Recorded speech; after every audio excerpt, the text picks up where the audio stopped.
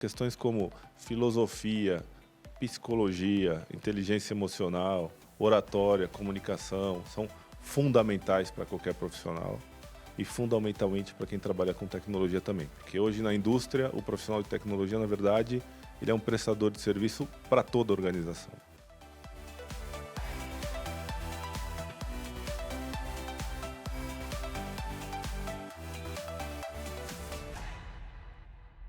Um dia muito especial aqui no estúdio da NET Globe, recebendo grandes convidados para o nosso programa Entrevista 50 CIOs. Nosso grande propósito é registrar histórias de profissionais que têm dedicado uma vida à área de tecnologia. E o meu convidado de hoje é Fábio Fantini.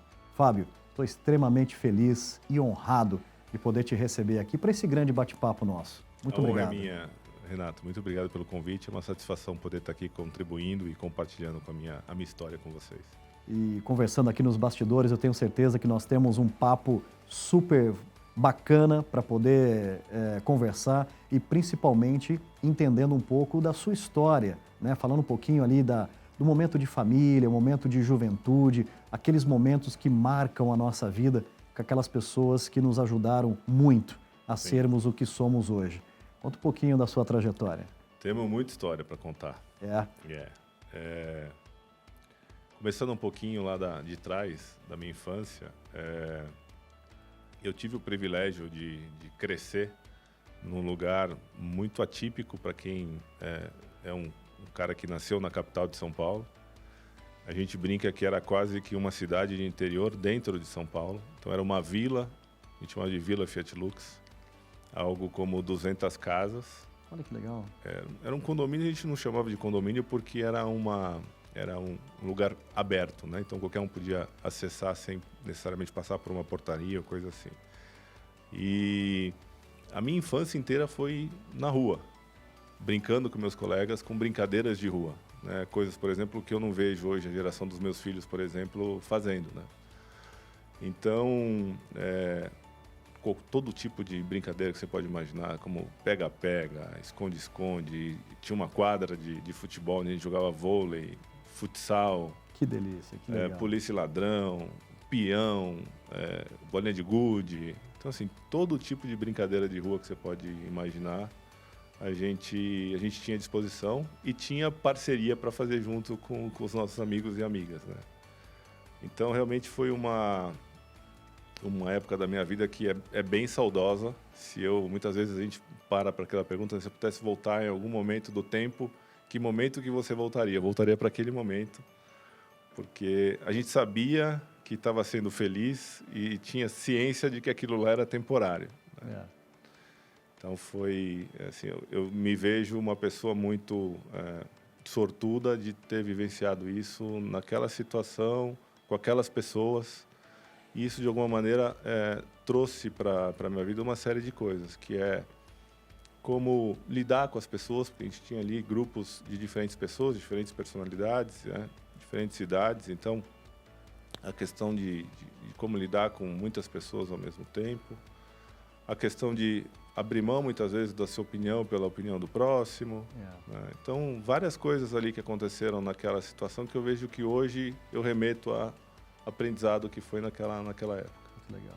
E relembrar isso, né, Fábio, de uma forma prazerosa, com aquele sentimento de gratidão, nos molda muito o que nós somos hoje também, dentro das nossas casas, com os nossos filhos. Totalmente. E transportando isso para o ambiente de trabalho, né? Saber ouvir, saber também ser respeitado, né? E principalmente, eu acho que a gente traz desse momento, né, aqueles valores que são inegociáveis na nossa vida, né? E a gente vai aprendendo isso nessa idade, nessa fase. Exatamente. Né? Você cria repertório, né? Cria repertório, né? E eu queria saber um pouco, assim, como que foram essas pessoas e essas pessoas que marcaram essa etapa ainda, né, da juventude, ainda de criança, né? Quem foram as pessoas assim, que te estimularam muito, né? Muitas vezes até pegar uma trilha profissional. Como que eram essas conversas para poder escolher carreira na sua época? Como que foi isso na sua casa? Isso é uma outra etapa legal, Renato, pelo seguinte, o nosso ambiente ali era tão bacana que a gente não tinha muito espaço para pensar nisso. A gente estava muito focado ali em realmente se divertir, né?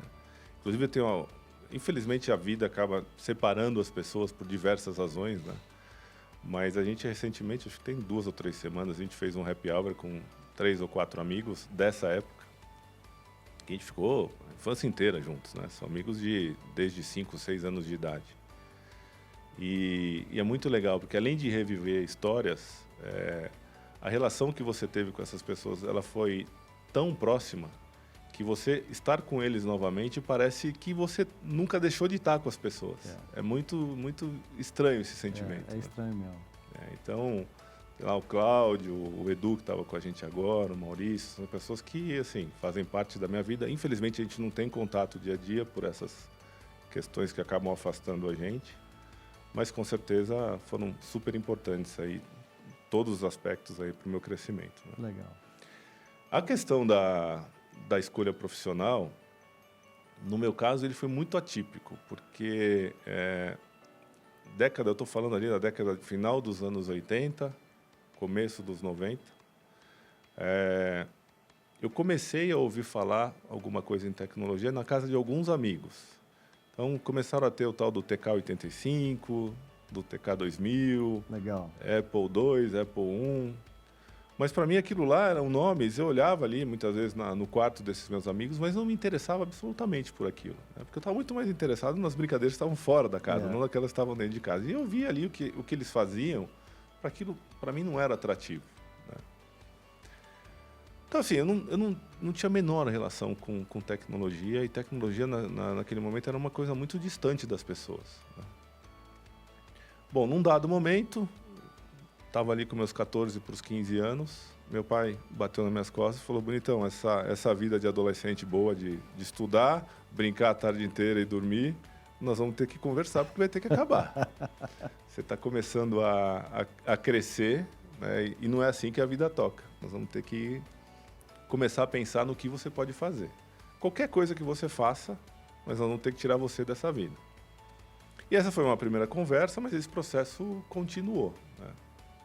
E aí meus pais também, muito interessados em fazer essa mudança, né, essa transformação. Eu tentei fazer algumas coisas ali muito fora da tecnologia. Não chegavam nem a ser empregos, nem estágio, nada. Então, trabalhei na Abril, editora Abril, colando brinde em revista. Esse tipo de coisa que dava para fazer, né? É o que tinha na época também, né, Fábio? E as minhas habilidades eram muito limitadas naquelas coisas que eu sabia fazer, que era jogar futebol, jogar vôlei, fazer bolinha de gude, essas coisas eu fazia bem, mas só, né? Então, assim, realmente para mim foi um momento muito crucial, porque eu não sabia exatamente o que eu poderia ser. Meu pai trabalhou muito tempo construindo casas, então eu tinha na minha mente que eu faria uma engenharia em algum momento, mas que não era uma coisa que eu poderia fazer naquele momento, porque não daria para eu fazer um estágio de engenheiro sem cursar uma faculdade de engenharia. Bom, uma certa ocasião nós fomos na casa dos meus tios, que são meus padrinhos, por acaso, e eles compartilharam essa transição que eles estavam me cobrando, e meu primo, que estava ali, ele é 6 ou 7 anos mais velho que eu, ele escutou a história e falou assim: não, eu acho que eu posso ajudar o Fábio, se ele estiver disposto. Eu trabalho com uma tal de computação, que a gente não fazia a menor ideia do que é isso. E eu tenho um PC aqui, um PC XT, um monte de livro. Ele pode ir para a escola de manhã, ele sai da escola, vocês trazem ele aqui em casa, eu dou uma direcionada nele no que ele tem que estudar, e à noite eu chego e tiro as dúvidas dele. Eu não fazia a menor ideia de onde eu estava entrando, Renato, a menor ideia. Então, cheguei no primeiro dia, ele me deu um livro de PC-DOS da IBM, ligou o computador, falou assim: olha, segue essas 8, 9 páginas aqui essa tarde, e aí, à noite, quando eu chegar, a gente bate um papo. Uma tela preta, né? Uma tela preta. Nada gráfico na época, né? Não, e pior, assim, eu não tive uma conversa de conceitos da computação. Ele ligou o computador, lê esse livro, eu falei: mas o que é esse livro? Não, é do sistema operacional do computador. Para ele fazia todo sentido o sistema operacional, para mim não fazia sentido nenhum. E aí eu comecei a pegar aqueles comandos, eu cria diretório, mudei de diretório, e eu comecei a aprender a fazer aquilo, mas não sabia para que servia aquilo. E meio que ele chegava à noite ali, tentava me explicar com toda a boa vontade. E eu fiz isso mais ou menos por uns 2 ou 3 meses. Então eu meio que fui direcionado por ele a fazer um negócio que eu comecei a aprender sem saber muito o porquê, mas estava fazendo. E era muito mais legal fazer isso do que ficar lá na Editora Abril colando o brinde em revista, né?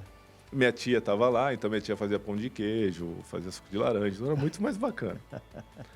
Bom, depois de uns 2, 3 meses, ele chegou uma noite lá e falou: Fábio, eu tenho uma boa notícia para você. Eu falei: por que é? Tem uma entrevista para você fazer. Nossa, eu gelei. Eu falei: como é que eu vou fazer entrevista? Vou falar o quê numa entrevista? Ele falou: não, a gente faz um treino aqui, eu te explico mais ou menos o que você vai fazer, o que você vai falar. E você vai e encara. Me emprestou roupa, me emprestou camisa, me emprestou paletó. Eu sou muito maior que ele, então parecia que o defunto era maior. O paletó ficava aqui na metade do braço. Que legal. Aí eu fui, era uma empresa de auditoria chamada Bolsinhas, Campos e Claro. Claro, perfeito. E cheguei lá, era uma gerente, ela me entrevistou, me perguntou o que eu sabia. Eu falei: olha, eu comecei agora a aprender alguma coisa sobre computação, comecei a aprender um tal de DOS, sei alguns comandos que eu aprendi, me pareceu um negócio bacana e eu comecei a me interessar pelo assunto. Talvez eu até faça alguma faculdade nessa área. Não sei porquê, que tipo de afinidade que bateu com ela, porque não tinha a menor condição de ela contratar uma pessoa com aquela entrevista. Ela falou: quando é que você pode começar? Eu falei: não, a hora que você quiser. Não, então começa segunda-feira. E eu comecei. Olha que legal. Eu lembro que me deram um computador Scopus, que era 2 flop disks de 5 1/4. Nossa. Então você colocava o flop disk com o sistema operacional num, ele dava o boot, e aí você colocava o aplicativo Lotus, WordStar, qualquer outro no outro flop disk, que ficava trocando para poder colocar arquivo e tirar arquivo. Fábio, inclusive eu vou deixar registrado aqui para o time mostrar o que era um disquete de 5 1/4. Boa. Para a gente deixar aqui, né, vai aparecer uma imagem aqui. E a gente está falando numa época de reserva de mercado. Total, não tinha, né? Ou seja, o Brasil não tinha as grandes companhias mundiais aportando tecnologia aqui. A Scopus era uma empresa brasileira, né? E foi muito legal, porque ali naquele ambiente de trabalho, tendo uma aplicação de fato para a computação, as coisas começaram a fazer sentido na minha cabeça. Então eu comecei a entender que o sistema operacional era para fazer uma organização das coisas, né? Então, para você poder organizar os arquivos, para você poder acessar aplicações, essas coisas começaram a se ligar.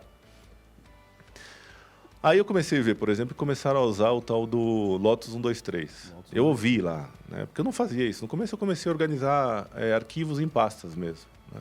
Que é o que eu sabia fazer, que eu tinha aprendido lá na... E aí eu voltava pro meu primo e falava: o que é esse tal de Lotus 123? Ele falava: tem um livro aqui, ele é fanático por livro, né? Eu tenho um livro aqui, e eu comecei a estudar em cima do livro Lotus 123. Ô, Fábio, e um ponto importante para quem está nos assistindo, né? Na época não tinha internet. Zero. Na época não tinha Google. A gente não tinha outra forma de acessar o conteúdo se não fosse por livros. Exatamente. Ou por alguém com uma boa vontade de explicar, muito bem explicado. Então deixar isso registrado, né, Fábio? Isso. E ele tinha acesso a esses livros, primeiro porque ele é um fanático por livro, e segundo que o pai dele, que é meu tio, trabalhava com importação e exportação. Então ele passava 6 meses no Brasil e 6 meses fora do Brasil. Então ele encomendava os livros que ele precisava e o pai dele trazia. Muitos não tinham no Brasil. Então eu comecei a pegar aqueles livros. Na época o meu inglês era péssimo, também era super difícil por conta disso. Livros em inglês, todos em inglês, não tinha nada em português. Nada em português. E aí eu aprendi o tal do Lotus 123. Um dia apareceu alguma coisa ali, o cara falou: olha, você conhece Lotus? Eu falei: eu conheço um pouquinho. Aí eu comecei a fazer alguns trabalhos de Lotus. Legal, olha só. E assim foi indo. Eu fiquei, se eu não me engano, 7 meses lá. E aí porque é aí que começa a minha trajetória de fato em TI. Porque até então, para mim, TI era mais ou menos a mesma coisa que colar ali o brinde na revista. Era meio que um quebra-galho, né? Aí me chama a minha gerente um dia na sala dela. Naquela época a gerente tinha sala, secretária, então tinha toda aquela liturgia. Eu falei: fiz alguma coisa de errado, com certeza, né? Não tinha por que ela me chamar. Aí ela falou: senta aí, Fábio. Eu sentei. O que você está achando do seu trabalho? Nossa, super legal, estou aprendendo muito. Coisas que eu estudei começaram a fazer sentido. Estou super integrado com o time, enfim, aquele discurso meio padrão. Ela falou assim: olha, eu apareceu uma oportunidade. Meu marido trabalha numa empresa que representa 2 produtos americanos de tecnologia. E ele quer montar um time, ele está montando um time, e ele quer trazer pessoas que têm algum tino para o negócio, mas que não têm tantos vícios, que ele quer formar essa pessoa. E eu percebo que você é um cara esforçado, percebi que você tem esse tino que ele busca, que você aprende muito fácil. Você estaria disposto a fazer uma entrevista lá? Olha só, que convite inusitado. Hoje feriria, inclusive, a parte da governança, né? Imagina. Não, porque era a minha gerente, era o marido da gerente para levar para uma outra empresa. Imagina, estava te tirando da companhia, né? Se bem que eu tinha relevância nenhuma ali, mas enfim. Vai tudo certo. Mas para você foi bom. Não, e aí eu fui fazer a entrevista. Aí cheguei lá, o cara me explicou um pouco do que era. Realmente era uma empresa brasileira que representava esses 2 produtos. Um era o Clipper, que era uma linguagem de programação, e o outro era um editor de texto, chamava WordPerfect. Aí ele me explicou, estava montando um time, quer trabalhar no suporte técnico. Se eu topava a empreitada, sim, Renato, realmente é difícil de entender como essas coisas aconteceram olhando hoje para aquele momento. Porque assim, eu não tinha conteúdo para poder passar numa entrevista dessa. Então, não sei exatamente o que acontecia ali. Mas o cara, a mesma coisa. Quando é que você pode começar? Eu falei, quando você quiser. Eu preciso só alinhar com a sua esposa que eu preciso sair de lá. Ele falou, não, eu alinho com ela, segunda-feira você começa aqui. Eu falei, tá bom. Ele falou, quanto é que é a sua pretensão salarial? Eu falei, assim, a minha pretensão salarial é o que eu ganho lá. Quanto que você ganha lá? Eu não sei quanto que isso é em dinheiro, mas era um salário mínimo. Aí ele falou assim, a minha vaga que eu tenho aqui é de um analista de suporte júnior. Você vai ganhar 5 salários mínimos. Eu lembro que eu saí de lá, assim, eu não sabia nem como comemorar. Parecia, sabe aqueles desenhos que você sai? E aí foi aí que começou. Aí que eu falei, não, realmente, TI é uma coisa que pode ser a minha profissão daqui para frente. Né? E foi aí que começou o meu caminho em TI de verdade, né? Que legal, foi nesse momento. E você está narrando aqui de uma forma muito, muito detalhada a importância, né, da gente acreditar no destino e, principalmente, né, estar do lado de pessoas que querem o nosso bem. Tudo começa com o seu primo, né, fica aqui o nosso agradecimento ao seu querido primo. Jorges. Jorges. Ele está na Austrália hoje. Olha só, então o nosso agradecimento ao Jorges, né? Depois do Jorges, essa, né, gerente que, poxa, tem a boa vontade, vê qualidades, né, indica. E se nós transportarmos isso para os tempos de hoje, muda muito pouco, né, Fábio? Claro que a proporção muda, né, da responsabilidade, né, do tamanho, da complexidade das coisas, mas uma vida profissional ela é feita de passos, de degraus, de oportunidades de acreditar e tudo mais. Então, dando um pouco de volume aqui na nossa conversa, quando foi aquele momento que você assim, poxa, me encontrei, agora eu quero, né, ou seja, me qualificar melhor, eu quero fazer uma faculdade disso, eu quero investir no meu conhecimento com treinamentos mais específicos. Como que foi essa jornada que você já começou a pegar ali e dizer, opa, agora eu preciso crescer? Acho que esse começo vale a pena a gente investir, porque tem muito aprendizado meu nesse começo de carreira, porque em um ano eu saí da brincadeira de vila ali que eu comentei, para realmente encontrar um caminho profissional, assim, sem nenhuma perspectiva, até realmente ter um caminho definido. Então, foi um negócio muito atípico. Muito. Quando eu entrei nessa empresa, Renato, eu tinha uma função, que era, de fato, aprender bem aquelas 2 ferramentas. Eventualmente, eu poderia até me especializar em uma delas, porque eu teria que dar suporte técnico, fazer pré-venda e dar treinamento. E eu logo me encontrei com o tal do Clipper, que era um compilador de uma linguagem de programação DBase, né, que depois se tornou uma linguagem de programação independente do DBase. E eu, em 1 ou 2 anos, eu era uma das pessoas no Brasil que mais conhecia essa ferramenta. E eu tive a sorte, nesse momento, de a ferramenta ali, pelo final dos anos 90, ela se tornar, na baixa plataforma, em microcomputação, a linguagem de programação mais utilizada no Brasil. É verdade. Então, existia uma demanda por profissionais e por conhecimento, aquela história de você estar no lugar certo, na hora certa.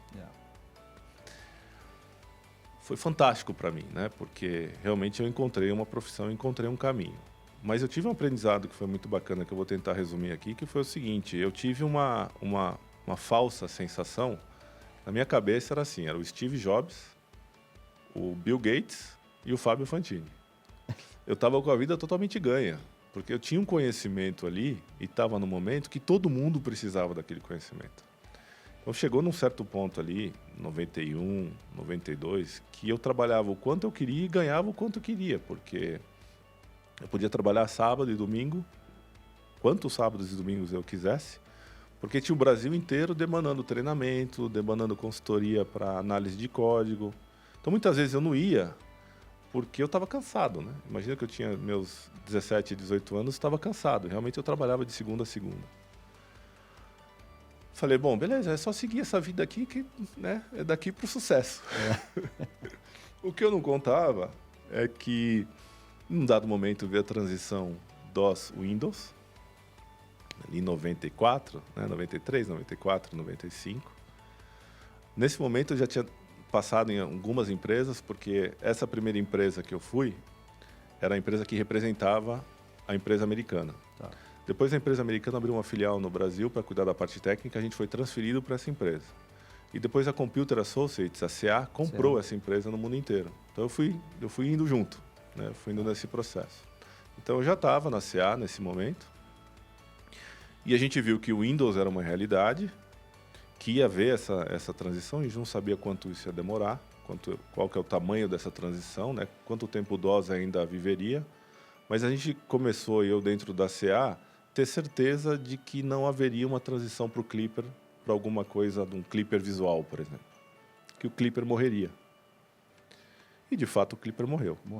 E o Clipper morrendo, todo aquele brilhantismo de vida ganha que eu tinha morreu junto. Porque o que vale um conhecimento tão específico em Clipper para uma ferramenta que não existe mais? Então, aí eu tive uma primeira quebra ali de paradigma importante na minha carreira, que eu me vi já com uma carreira bastante evoluída na minha visão naquele momento, 20 e poucos anos, quase que um castelo inteiro de cartas se demolindo e tendo que começar do zero. Porque eu tive que escolher um outro caminho de linguagem, eu tive que ir para uma linha de VB, Delphi, né, que era o que estava começando aquela época, e recomeçar do zero, porque todo aquele legado que eu tinha construído não valeu de nada. Inclusive, mesmo do ponto de vista de conhecimento técnico, pouco foi aproveitado, porque o Clipper era uma linguagem procedural, né? Porque o DOS propunha isso. Dentro de uma linguagem Windows, a gente trabalhava com objetos, com eventos, então era uma estrutura de linguagem completamente diferente. Então, de fato, eu tive que, num dado momento ali, aos 20 e poucos anos, de novo começar. E eu falei, olha, esse negócio de tecnologia é bacana, mas não é para amador. Nós vamos ter que começar a pensar a tecnologia de um jeito diferente.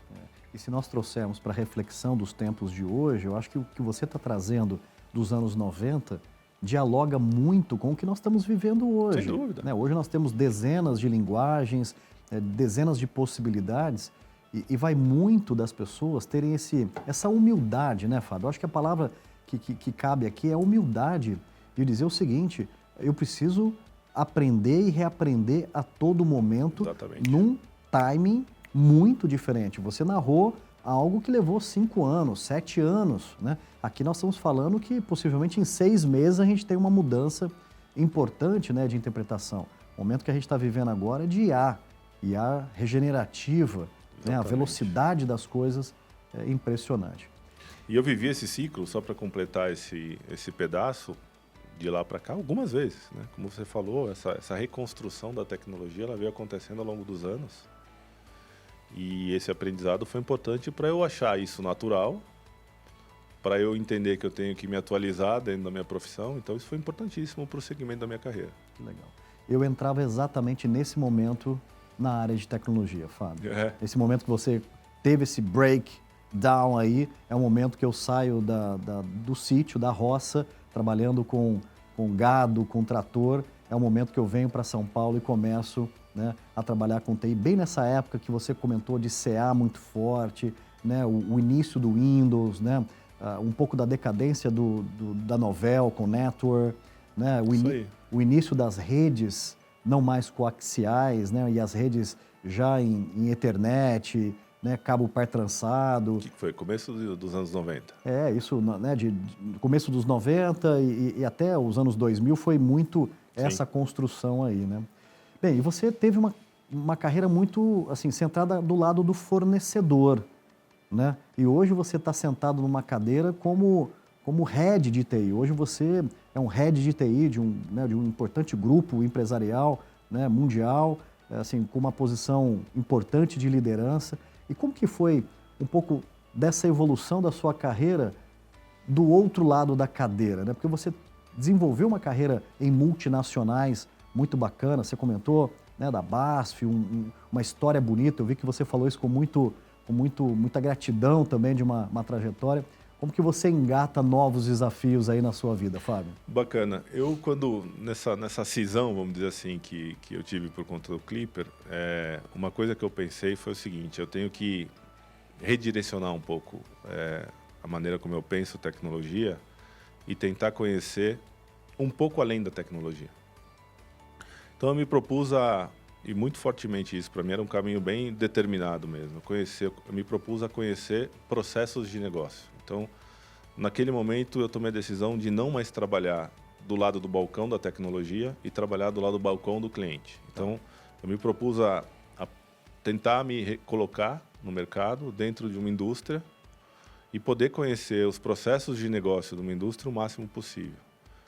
Porque eu entendi que conhecendo os processos de negócio de uma empresa de verdade, isso agregaria muito valor e traria relevância às questões da tecnologia propriamente dito, independente de que tecnologia eu viesse a trabalhar. Então, mais ou menos, eu tive um gap ali de carreira, onde eu tentei fazer uma trajetória meio que de empreendedor, né, e que acabou dando errado, porque eu era muito jovem, muito inexperiente. E aí eu acabei entrando na Siemens, uma multinacional gigantesca, e foi lá que começou a minha carreira do lado do balcão de cliente, onde eu tive a oportunidade de conhecer vários processos de negócio. De fato, eu tentei descer, entrar de cabeça nessa história de processo de negócio, porque eu entendi que é onde eu poderia ter um conhecimento mais perene, sabe? E eu acho que foi essa a diferença. Eu entendi, num dado momento, Renato, que a minha performance melhor é do lado do cliente do que do lado do fornecedor de tecnologia. Importante encontrar isso. E aí eu comecei a traçar uma carreira nesse sentido. Então, na Siemens, foi onde eu conheci a SAP. Foi um outro... Então, você imagina que eu saí do Clipper, fui para a plataforma visual ali de VB, Delphi. Mais ou menos no final dos anos 90, a gente teve uma outra quebra, que foi a consolidação dos grandes ERPs, principalmente o SAP.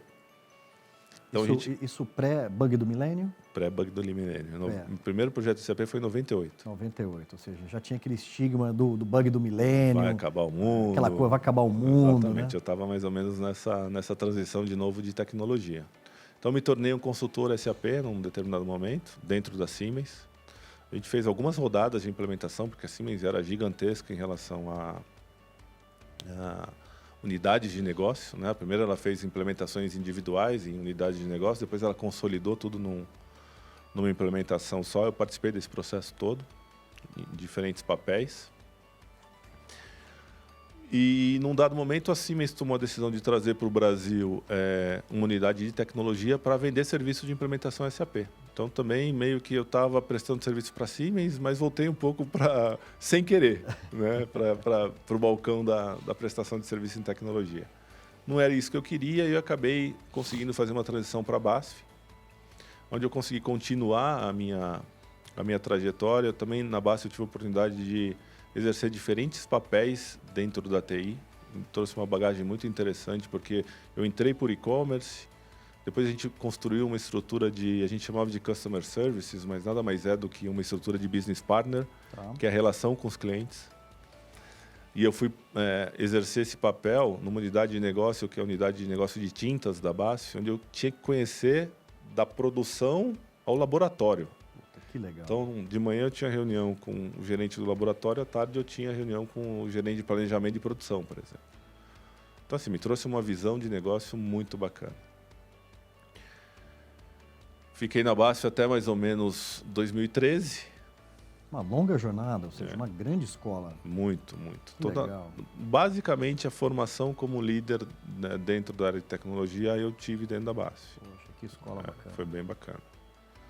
E aí eu cheguei, num determinado momento também, que a minha relação com a BASF, por várias razões, também já tinha meio que vencido. Tomou uma decisão meio que em conjunto de sair. Saí da BASF, você comentou da IGEA, eu tive a oportunidade de participar do projeto de implementação de SAP na IGEA. Na verdade, eu liderei o projeto de SAP da IGEA. Oh, que legal. Yeah. E aí, num dos eventos da própria SAP, eu ainda na IGEA, conheci o Flaviano. Grande Flaviano Souza. Grande Flaviano Souza, também. Nosso amigo comum, né? E aí surgiu uma oportunidade na CTG, ele acabou me convidando, eu aceitei o desafio. Era um desafio bem bacana, porque a CTG é uma empresa chinesa, como você sabe. Ela cresceu no Brasil por várias aquisições que ela fez, então ela tinha um landscape tecnológico bastante complexo. Então, nossa ideia era tentar dar uma limpada nisso, e a implementação do SAP era uma primeira grande iniciativa. Então, eu fui para ajudar nisso. Que legal. Num dado momento, o nosso amigo Flaviano resolveu tomar outros caminhos e me propôs a posição dele. Então, também devo muito a ele por estar aqui, exercendo essa posição hoje. E estou, desde então, com esse desafio aqui. Está super legal, muita coisa para fazer. Que bacana. É um baita desafio, mas super legal de estar conduzindo isso. Novas estratégias, mais inovação, tecnologia e muita qualidade. A unidade Agência Digital NetGlobe Cybersecurity desenvolve conteúdos de treinamento e conscientização em cibersegurança, além de pentest e proteção contra phishing e outras ameaças virtuais. Independentemente da área, nossa missão é sempre conectar as pessoas através da tecnologia e transformar experiências. E aí, vamos construir o futuro juntos? Fábio, você sabe que, assim, olhando a sua trajetória profissional, eu acho que ela é um case muito bonito, né? Porque, como você comentou, você começou ali numa grande onda, acertou uma linguagem de programação, né? Ou seja, teve um momento de aprendizado dizendo, poxa, o negócio mudou, né? Você vai para algumas multinacionais, participa de momentos importantes, né? Investe a carreira numa grande companhia para ganhar ali, né, maturidade como profissional, para te habilitar, né, a poder chegar em novas oportunidades, né?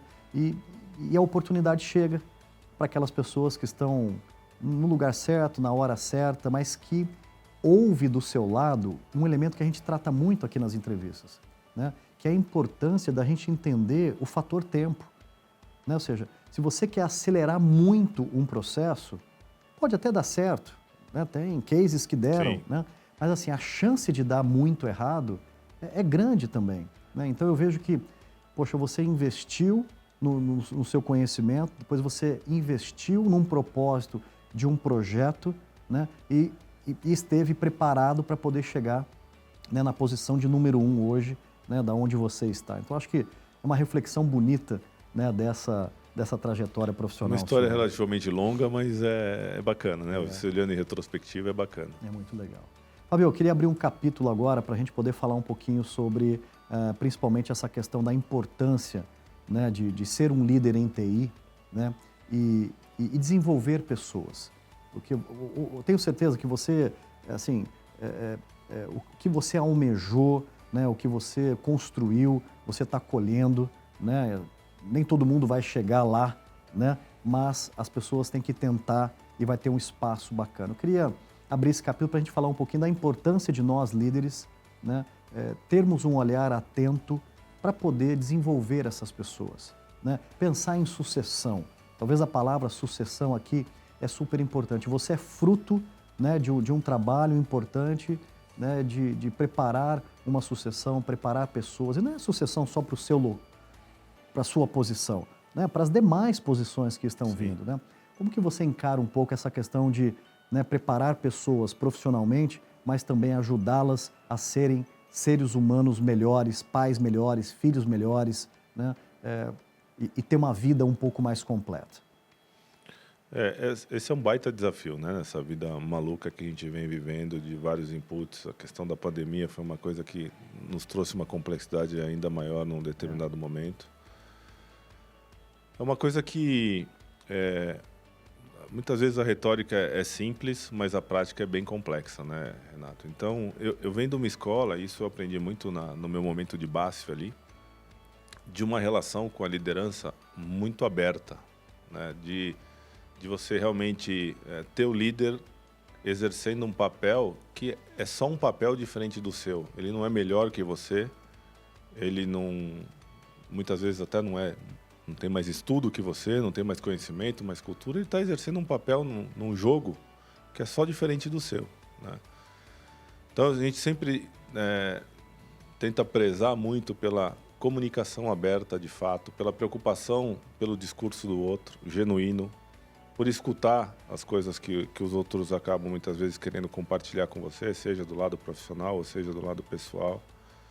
Isso, de alguma maneira, cria um ambiente de cooperação e de confiança que acaba ajudando o time como um todo, né?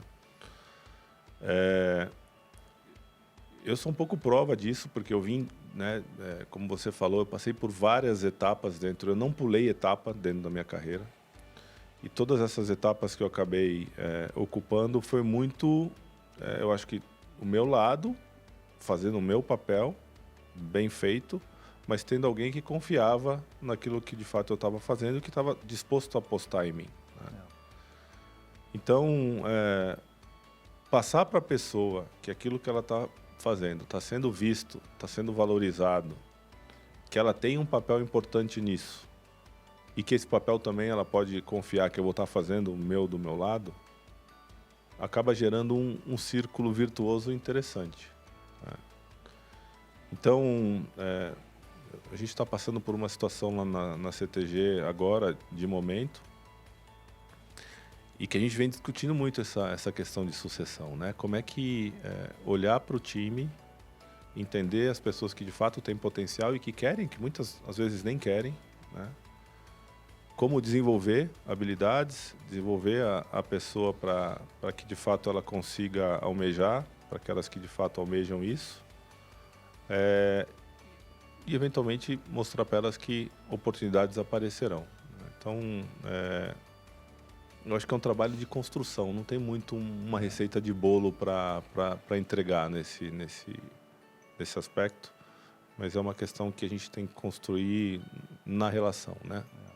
Um diálogo, como você falou, né? Genuíno, franco, com uma certa constância, né? Não pode ser ondas que vai em volta. Eu acho que está aí um modelo que nunca vai sair de moda, né?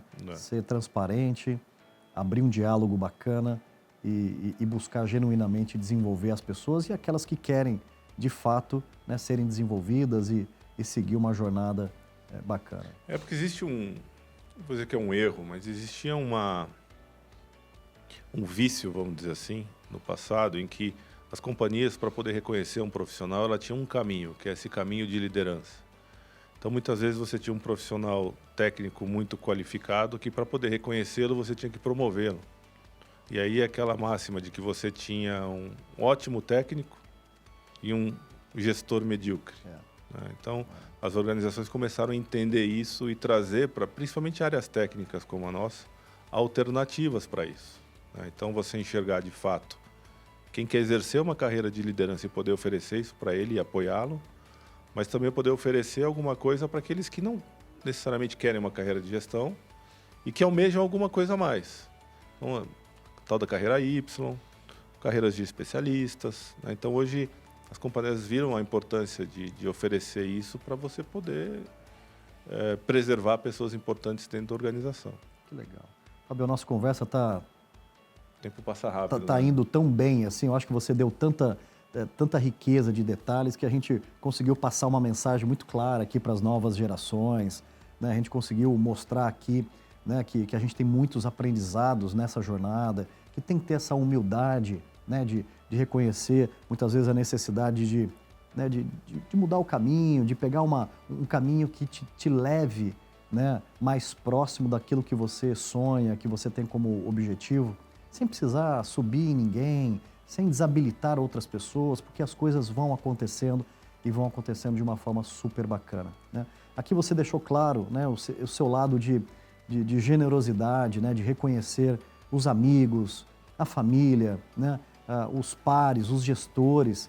Então, eu acho que a sua conversa, ela é uma grande aula, né, de como você conduz com leveza esse tema que parece ser tão pesado, né, tão difícil de percorrer.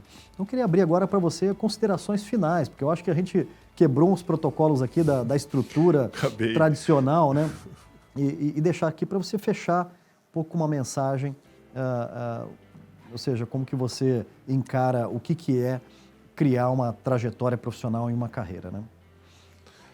Eu acho que a gente falou bastante coisa já, Renato, como você comentou. Eu acho que, principalmente para quem está interessado em trilhar uma carreira em tecnologia, se eu pudesse propor alguma sugestão, seria enxergar além da tecnologia. Então, as questões de entender o processo de negócio, estar perto da operação, são coisas que fizeram a diferença para mim, eu acho que em algum momento. Em algum momento também eu entendi, e eu também gostaria de contribuir aqui e compartilhar que coisas como, por exemplo, a gente hoje trata como soft skills, né? Então, questões como filosofia, psicologia, inteligência emocional, oratória, comunicação, são fundamentais para qualquer profissional e fundamentalmente para quem trabalha com tecnologia também. Porque hoje na indústria, o profissional de tecnologia, na verdade, ele é um prestador de serviço para toda a organização. Então, essa questão de você, de fato, primar em ter outras habilidades que não só as habilidades de tecnologia, para mim, são fundamentais. Que bacana. Fábio, que papo gostoso, leve, né? Ou seja, com a devida ênfase naquilo que é importante. E o que o Fábio Fantini busca fazer para além da TI? Ou seja, o que te agrada, o que você gosta de fazer nos tempos livres? O que é o Fábio ali, além do trabalho, além da TI?